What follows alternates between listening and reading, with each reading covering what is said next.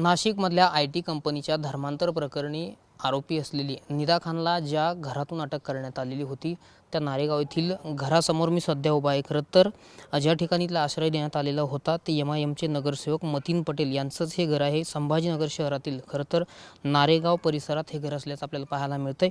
या घरावर आता महापालिका प्रशासनाकडून नोटीस देखील चिटकवण्यात आलेली आहे। आपण पाहू शकतो अशा पद्धतीची नोटीस जी आहे ती या ठिकाणी चिटकवण्यात आलेली आहे आणि त्यावर आता बुलडोजर देखील चालणार असल्याची शक्यता आहे। कारण धर्मांतर प्रकरणातल्या आरोपी असलेल्या निदा खानला MIMचे नगरसेवक मतीन पटेल यांनी सहारा दिलेला होता। त्यामुळे निदा खान ही गेल्या काही दिवसापासून पोलिसांना गुंगारा देत होती, ती सापडत नव्हती। अखेर याच ठिकाणावरून तिला अटक देखील करण्यात आलेली आहे। सगळी पोलिसांनी कारवाई केलेली आहे। त्यामुळे परवा दिवशी ही खरं तर नोटीस लावण्यात आली असून पुढील 3 दिवसात मतीन पटेल यांना उत्तर देण्याचं सांगण्यात आलेलं आहे। त्यामुळे मतीन पटेल हे पालिका प्रशासनाकडे काय उत्तर देतात याकडे सर्वांचं लक्ष लागलेलं आहे। मात्र आपण जर दुसरीकडे पाहिलं तर महापौर समीर राजूरकर आणि उपमहापौर राजेंद्र जंजाळ यांनी देखील ही कारवाई होणार असल्याची शक्यता जी आहे ती वर्तवलेली आहे। कारण समाधानकारक उत्तर मतीन पटेल यांनी दिलं नाही तर त्यांच्या घरावर 100% बुलडोजर चालणार असल्याचं या दोघांनी सुद्धा सांगितलेलं आहे।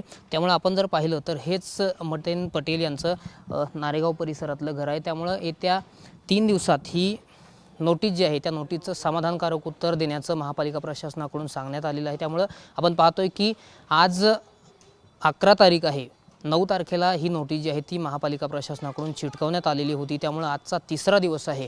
त्यामुळे मतीन पटेल हे आता महापालिका प्रशासनाकडे काय समाधानकारक उत्तर देतात यावरच सगळी पुढील कारवाई अवलंबून आहे। कॅमेरा पर्सन अमित ताडेसह मी रामनाथ ढाकणे, TV9 मराठी, छत्रपती संभाजीनगर।